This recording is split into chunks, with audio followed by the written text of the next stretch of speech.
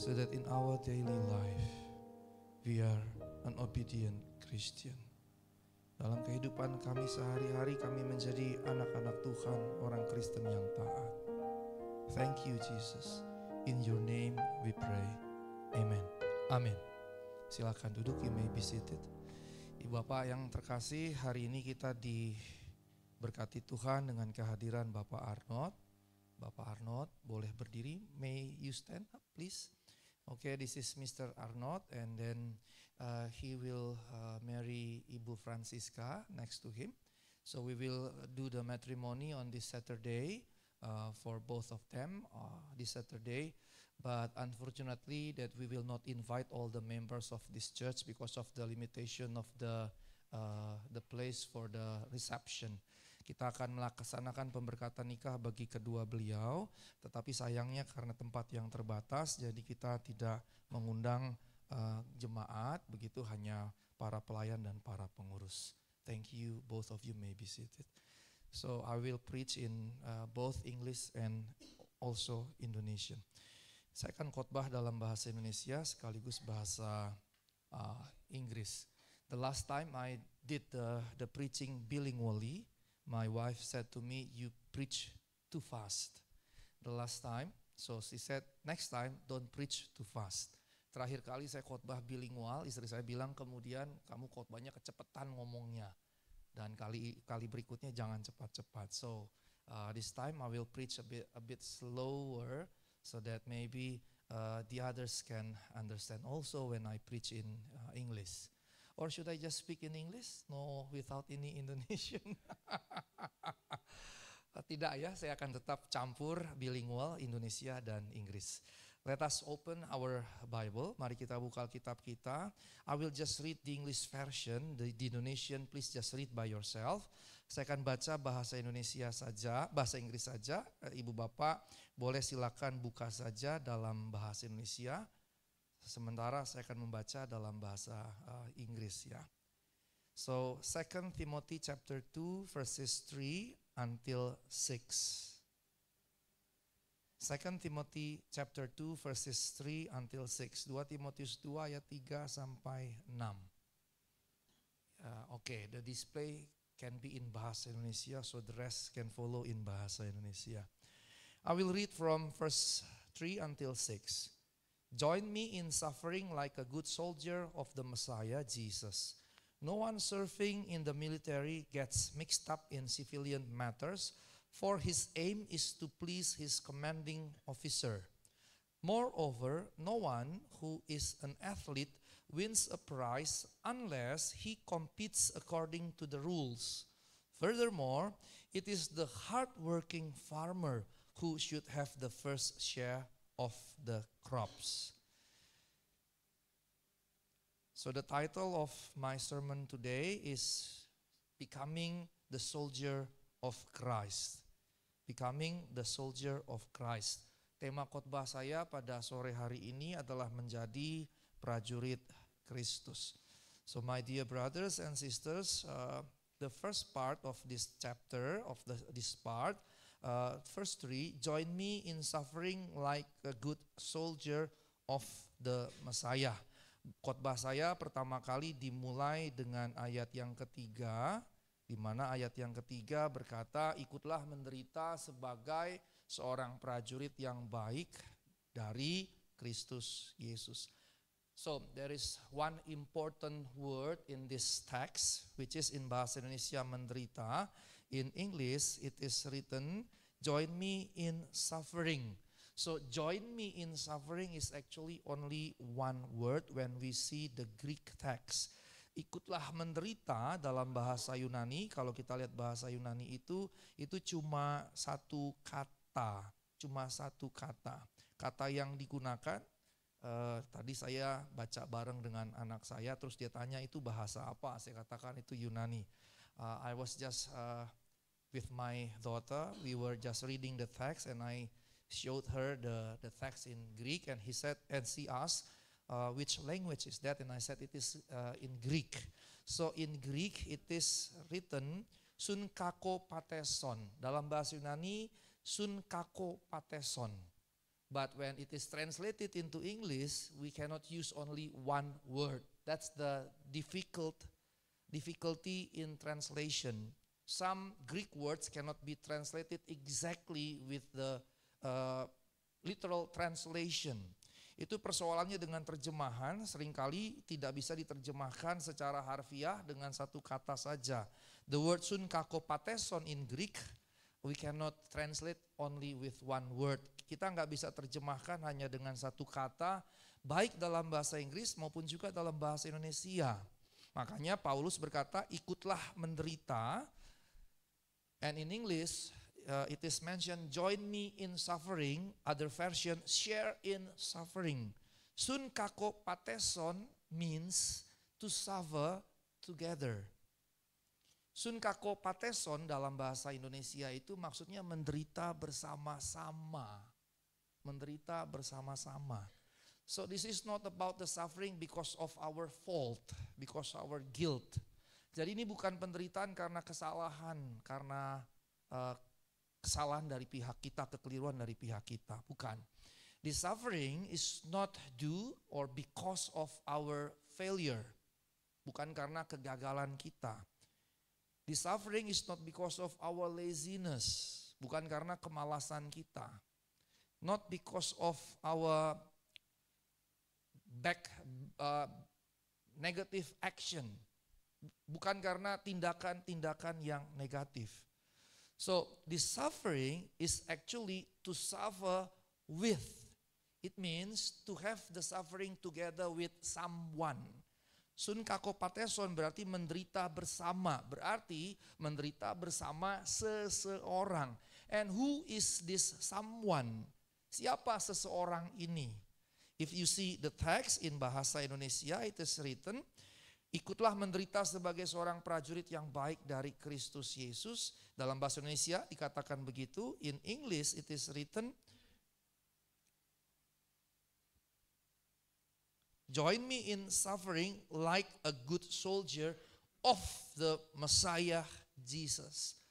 So to suffer together does not mean to suffer because of our failure, guilt, and mistake.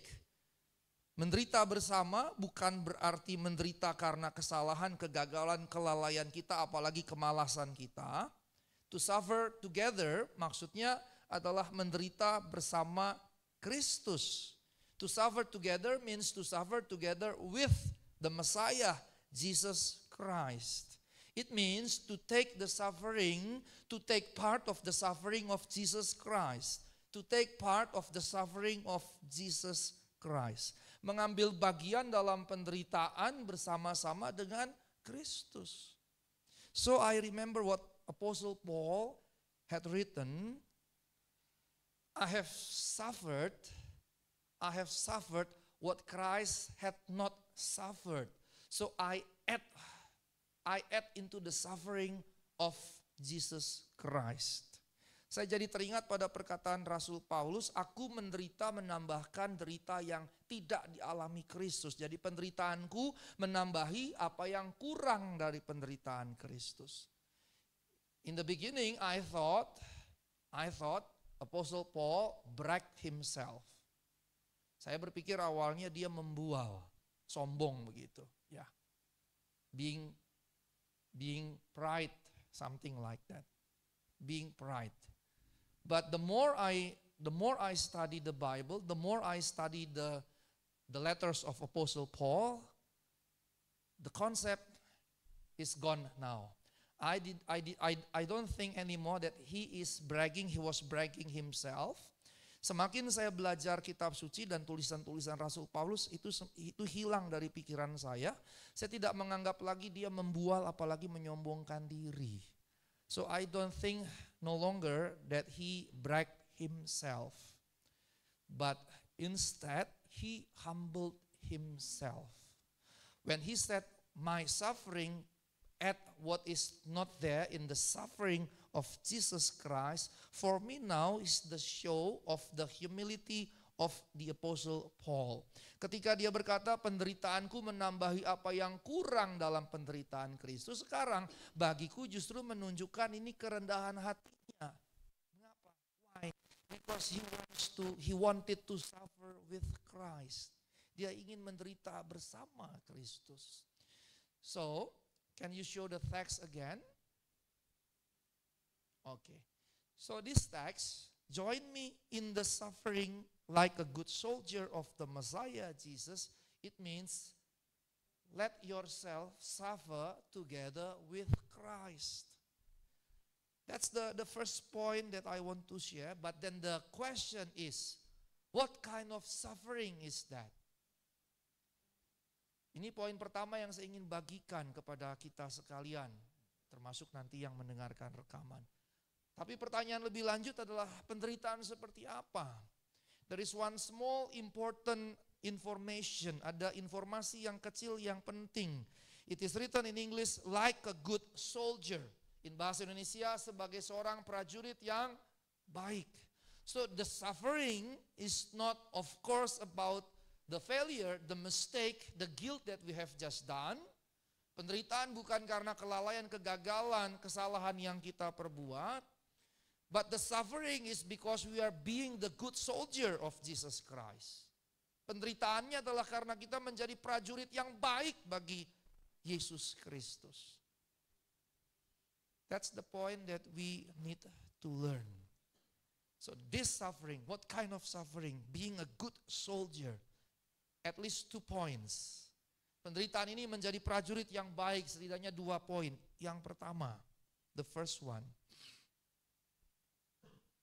becoming example like Jesus has already become an example. Yang pertama menjadi teladan, contoh, sebagaimana Kristus telah menjadi contoh. Yang kedua, being obedient, karena prajurit harus patuh, maka menjadi patuh like a soldier, obey his commander. So we have to obey Jesus Christ. So this obedience means the first one of course in Christian matters, but the second one in our daily matters, moral and legal matters. Maka yang 2 hal tadi menjadi teladan. Pertama tentunya dengan nilai-nilai Kristiani, tetapi yang kedua dengan masalah-masalah moral dan hukum. So being a good soldier of Jesus Christ, of Jesus the Messiah, means you have to have the Christian values in your life. You have to obey moral and legal matters in your life. Maka menjadi prajurit Kristus yang baik, kita harus memiliki nilai-nilai Kristiani dalam kehidupan kita, tapi kita juga harus menaati, mengikuti hal-hal moral maupun legal. A small example on the street, if you ride a motorbike or drive a car, when the light is red, then you have to stop. That's a very simple example. Hal yang paling sederhana adalah ketika lampu lalu lintas menyala merah, kalau kita naik motor atau naik mobil maka kita mesti berhenti. It's a very simple one. But this very simple one, many Indonesian people, even Christians, they do not obey this simple rule. Salah satu contoh yang sederhana, kalau lampu lalu lintas nyala merah kita mesti berhenti. Tapi yang sesederhana ini saja banyak orang Indonesia, termasuk orang Indonesia Kristen yang tidak lulus, yang tidak mematuhi ini. Padahal ini penting sekali. So, being a good soldier of the Messiah Jesus, menjadi prajurit yang baik dari Kristus adalah 2 tadi. 2 things, to have the Christian values in your life, to have the moral and legal values in your life. Not only Christian values, not only spiritual values, for example, pray every day, pray every morning, pray every evening, coming to the church every Sunday, and so on and so on. Christian value bukan hanya nilai-nilai Kristen, bukan hanya doa pagi, doa malam, rutin tiap hari, kemudian datang ke gereja hari Minggu, datang ibadah doa, dan seterusnya dan lain-lain. Bukan hanya di situ. Tapi Christian value termasuk juga adalah hal-hal yang kemudian berkaitan dengan nilai-nilai moral dan nilai-nilai legal tadi. So Christian values is not only about prayer, Sunday worship services, but it is related closely with moral values as also legal values. So that's the first one. The second one, let's see verse 4. It is written here, no one serving in the military gets mixed up in civilian matters, for his aim is to please his commanding officer. Dalam bahasa Indonesia, poin yang kedua di ayat yang keempat, seorang prajurit yang sedang berjuang tidak memusingkan dirinya dengan soal-soal penghidupannya, supaya dengan demikian ia berkenan kepada komandannya. So the second lesson today that we learn is not to please ourselves, not to mix up with civilian matters, but to please our commanding officer. Poin yang kedua adalah bukan memusingkan penghidupan, bukan memusingkan keadaan kita, bukan membiarkan diri kita dipusingkan dengan soal-soal penghidupan, tetapi bagaimana berkenan atau menyenangkan komandan kita. And who is our commanding officer? The true commanding officer is of course our Jesus Christ, our Lord. Komandan kita yang sejati tentunya adalah Yesus Kristus. So this should be put in our minds. Harus ditaruh dalam pikiran. Jangan memusingkan diri dengan soal-soal penghidupan. Don't let yourself mixed up with the civilian matters. In my International Standard Version, it is written civilian matters, but in different version might be different translation. Dalam Alkitab bahasa Inggris saya, International Standard Version disebut civilian matters, hal-hal sipil.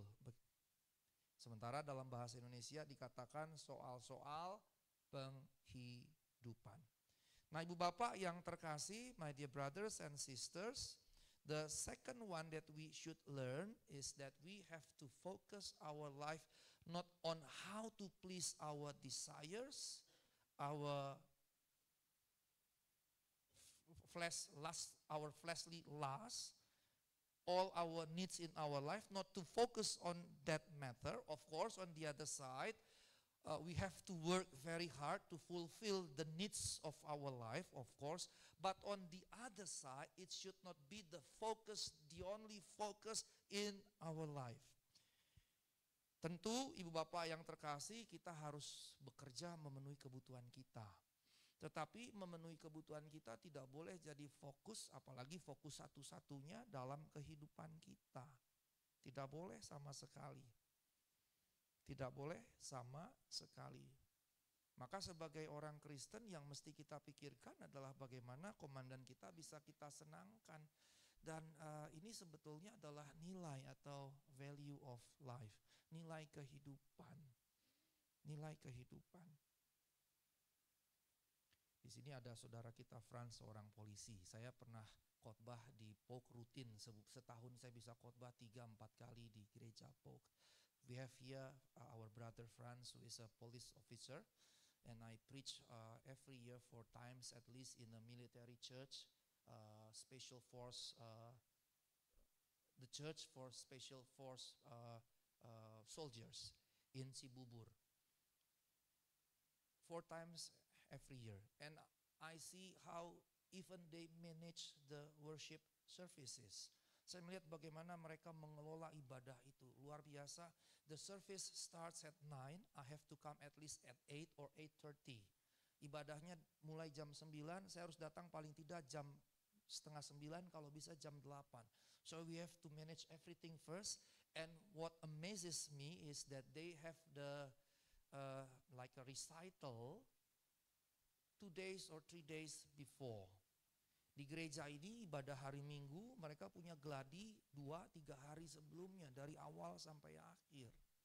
And they conduct this Christian worship service with the spirit of a soldier, with military spirit. I mean not in the bad side, but in a very positive side.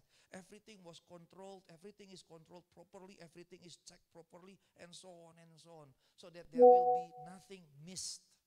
Mereka mengerjakannya dengan luar biasa, setiap detailnya dicek, diperhatikan, dikendalikan, supaya apa? Tidak ada yang luput sedikit pun. And every time I preach there, I am very happy. Because why? Every time I preach there, in my heart, always comes the feeling like this. Every Christian should be like this soldier serving God, the highest commander. Ketika saya ikut ibadah itu, saya selalu sukacita karena di hati saya selalu ada perasaan begini. Seharusnya setiap orang Kristen jadi seperti itu, jadi prajurit bagi komandan paling tinggi, yaitu Kristus. They are of course military persons, military personnel, and they do that because of the position that they have, because of the job that they are commanded to do, because the church is part of the military compound. Ya, mereka melakukannya sebagai tentara, tentunya sebagai bagian dari militer, dan mereka melakukannya karena memang mereka ditugaskan itu, dan gereja itu, Kopassus itu menjadi bagian dari military base camp gitu ya. Apa sih namanya bahasa Indonesianya? Kok saya jadi susah ngomong bahasa Indonesia? Komplek apa? Markas, markas mungkin lebih tepat. Tapi markas kan cuma satu kecil, ini gede banget gitu, satu komplek besar. Apa Frans cocok? Mako, markas, komando. Ya, itu yang lebih tepat, thank you. He's a police officer, so he knows the exact name. Oke, jadi itu bagian dari Mako. Jadi mereka melakukannya karena mereka dapat perintah dari komandan mereka gitu. Dan I have told you before that one of the commanding officers there are in a process to be elected as part of the presidential army. Salah satu pimpinan di situ yang orang Kristen begitu sedang dalam proses akan dipilih untuk jadi entah wakil komandan atau komandan pas pampres. And jabatannya kolonel, dan dia akan diangkat kalau terpilih jadi brigjen begitu. And I see how they manage the church worships. And I have to tell you, my dear brothers and sisters in this lovely Logos Church, we have to be also like that. Saya ingin berkata kepada kita semua di gereja ini, ibu bapak, saudara-saudari terkasih, kita juga harus begitu. Mengapa? Karena kita adalah prajurit-prajurit Kristus. Amin. We have to be also like that because we are the soldiers of Christ. So as soldiers of Christ, we should not anymore be focused on our civilian matters, on our life matters, but on how we please our commander, Jesus Christ. The third one, let us see again, verse 5. In English, verse 5. Moreover, no one who is an athlete wins a prize unless he competes according to the rules. In bahasa Indonesia, dalam bahasa Indonesia, ini bagian yang ketiga, seorang olahragawan hanya memperoleh mahkota sebagai juara apabila ia bertanding menurut peraturan-peraturan olahraga. So the third one in becoming the soldier of Christ, the third point is to obey, to follow all regulations, all rules diligently. Maka poin yang ketiga menjadi prajurit Kristus adalah mengikuti semua aturan, semua ketetapan dengan tekun. Dan di bagian yang ketiga ini, ayat yang kelima, Paulus merelasikannya dengan olahragawan. In this third part, in verse 5, Apostle Paul relates this point with athlete, with the concept of being an athlete. If you are an athlete and you want to win the prize, you want to win the first position prize, for example, then you have to compete according to the rules.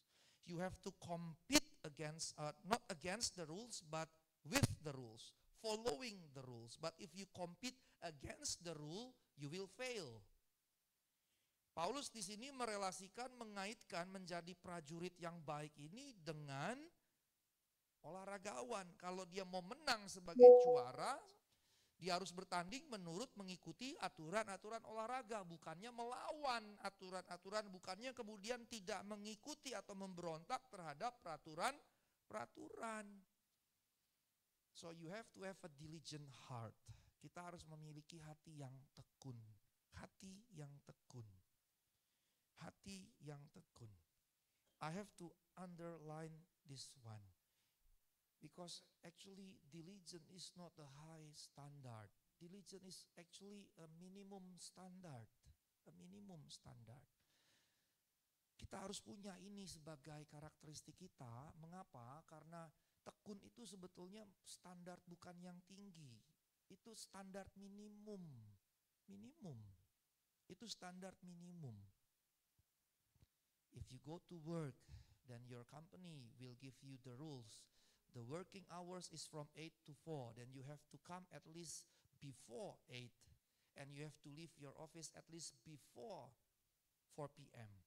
Kalau kita bekerja misalnya, perusahaan kita akan meminta kita bekerja dari jam 8 sampai jam 4. Maka kita harus datang ke tempat kerja kita minimal sebelum jam 8. Tidak boleh sebetulnya persis jam 8. Mengapa? Jam 8-nya sudah mulai kerja. Maka harus datang sebelum jam 8.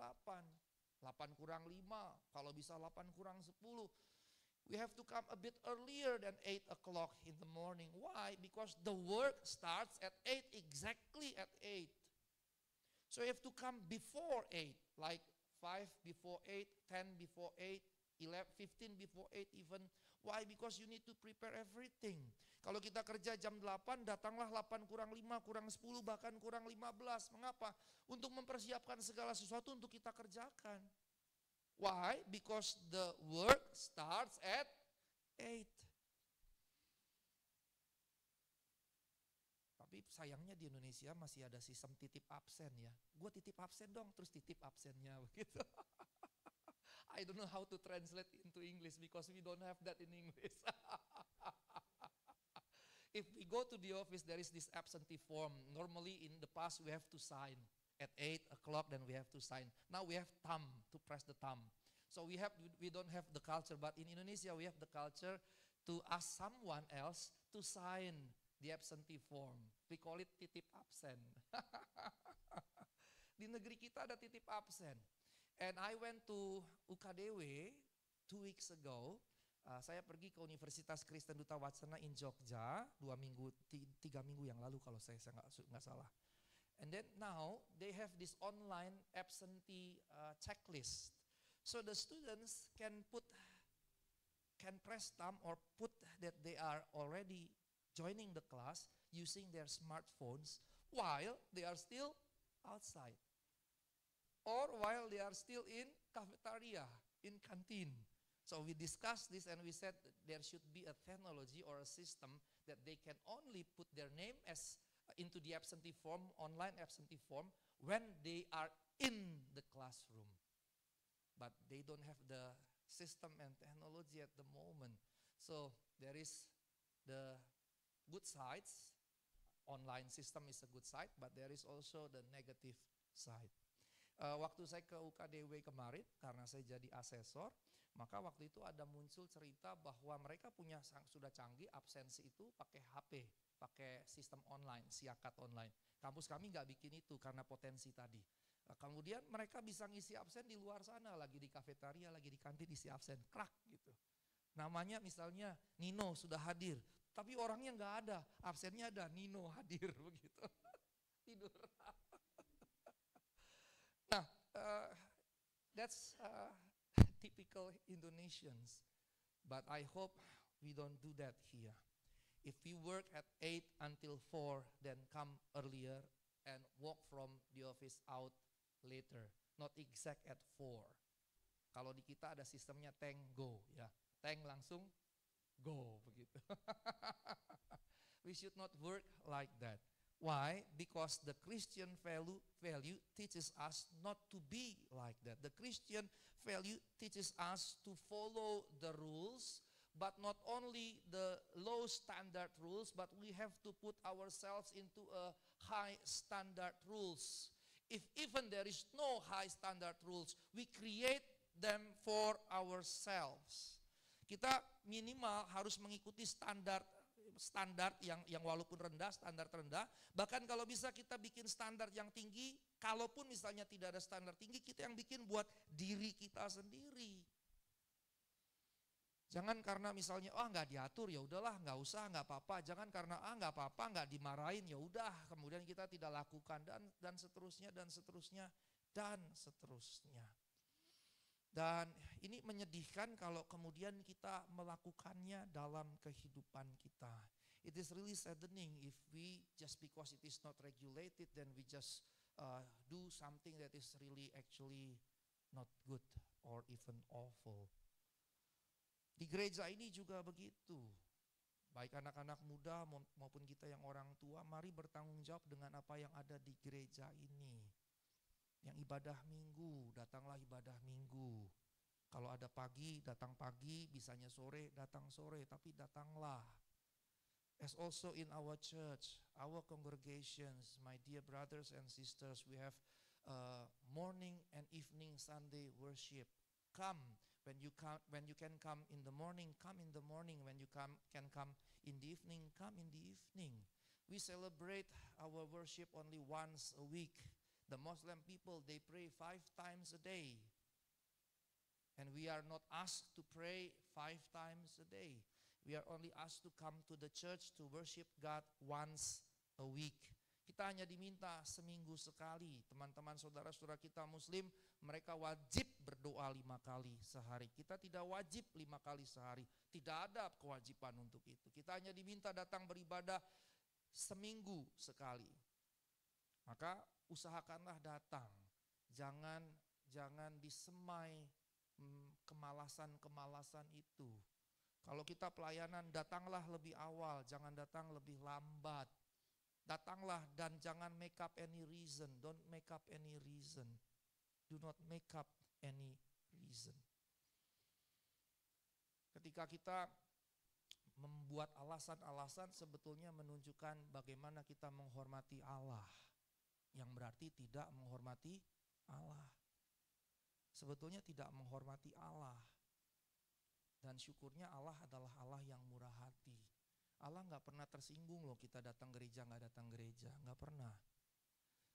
Thank God, God is our merciful God. He's not upset when we don't go to the church. No. He's not upset when we don't pray to Him. He's a very merciful God. That's why the obedience should not because of the law that commands you to do, to obey the law. But the obedience to the law because of the heart filled of love of God and love of His church. Allah kita bukan Allah yang kejam tapi penuh belas kasihan yang tidak memaksa kita dan tidak akan menghukum kita kalau kita misalnya tidak melakukan tugas kita, tanggung jawab kita dan seterusnya. Justru itu sebabnya karenanya ketekunan kita bukan karena paksaan, karena hukum yang kalau kita tidak lakukan kita akan dihukum. Tetapi kita melakukannya karena kita memiliki hati yang penuh kasih. Karena kita punya hati yang penuh kasih makanya kita melakukannya. So remember this one every time you remember this word. Remember, you have to have the obedience not because of the rules, of the regulations, of the laws, but because of your heart filled with the love of God and love of His church. Taruh itu dalam pikiran tiap kali mengingat khotbah ini bahwa kepatuhan kita bukan karena hukum, aturan, regulasi, tetapi karena hati yang mengasihi Tuhan. Hati yang mengasihi Tuhan. Sehingga saya datang ke gereja ini, saya mengasihi Tuhan. Saya datang melayani karena saya mengasihi Tuhan. So I come to this church because I love my God. And because I love my God, I try to do my best. Dan karena saya mengasihi Allah saya, maka saya berusaha melakukan yang terbaik. Karena saya mengasihi Allah saya, maka saya melakukan yang terbaik.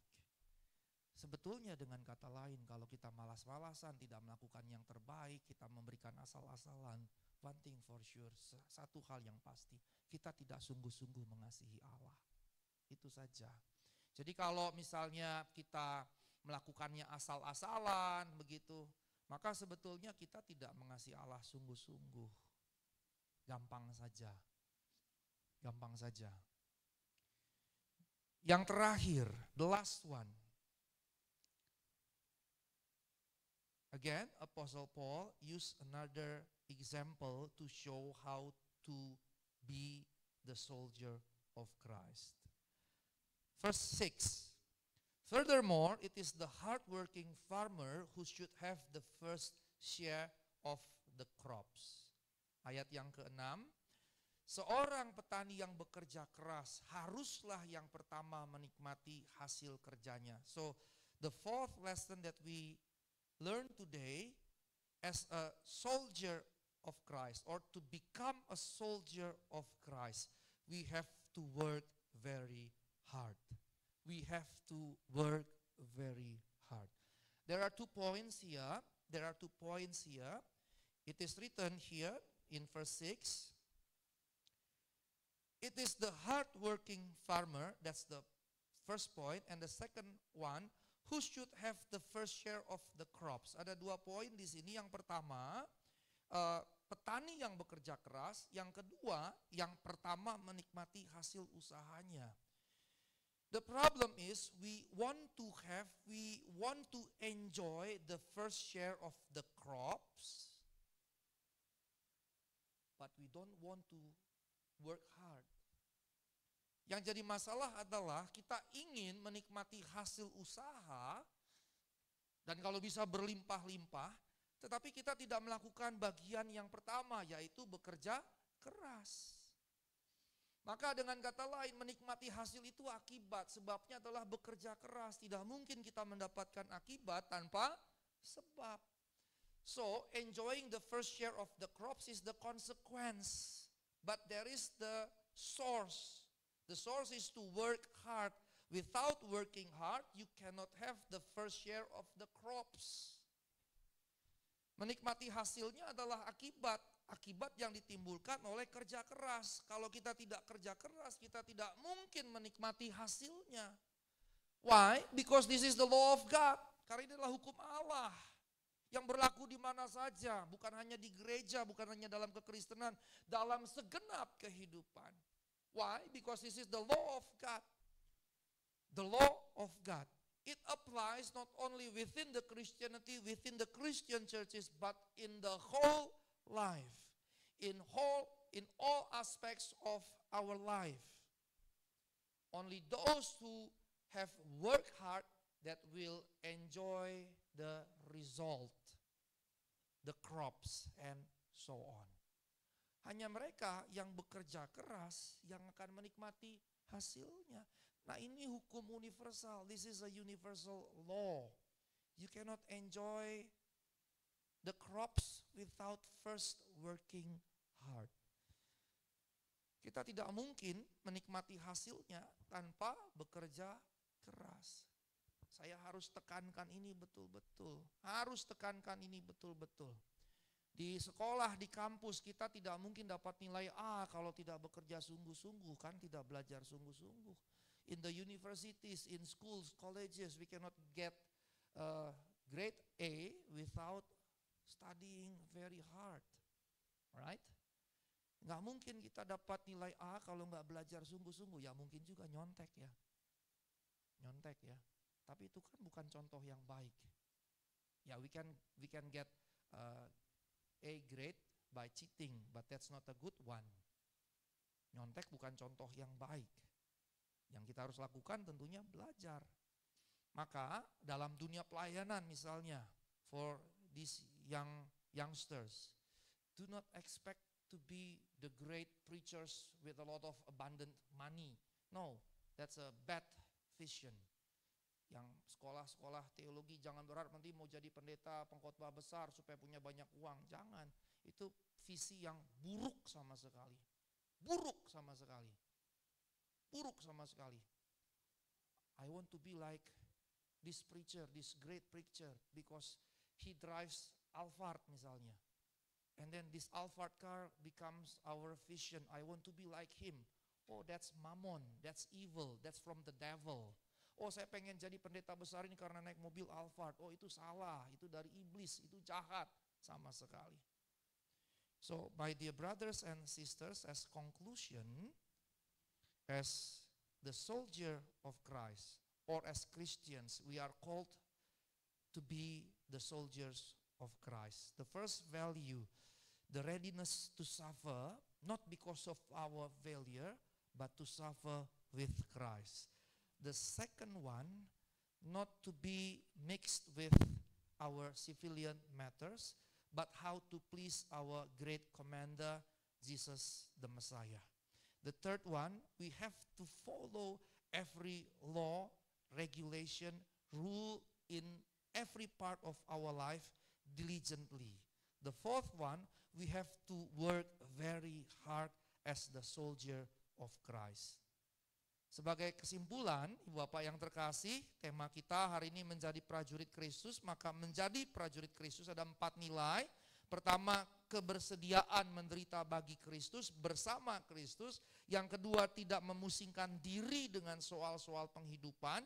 Yang ketiga, mengikuti semua aturan, semua hukum dengan tekun. Yang keempat, bekerja dengan sangat keras. Dan inilah 4 nilai sebagai prajurit Kristus yang harus kita hidupi setiap hari. Amin. Tuhan Yesus memberkati. Let us pray.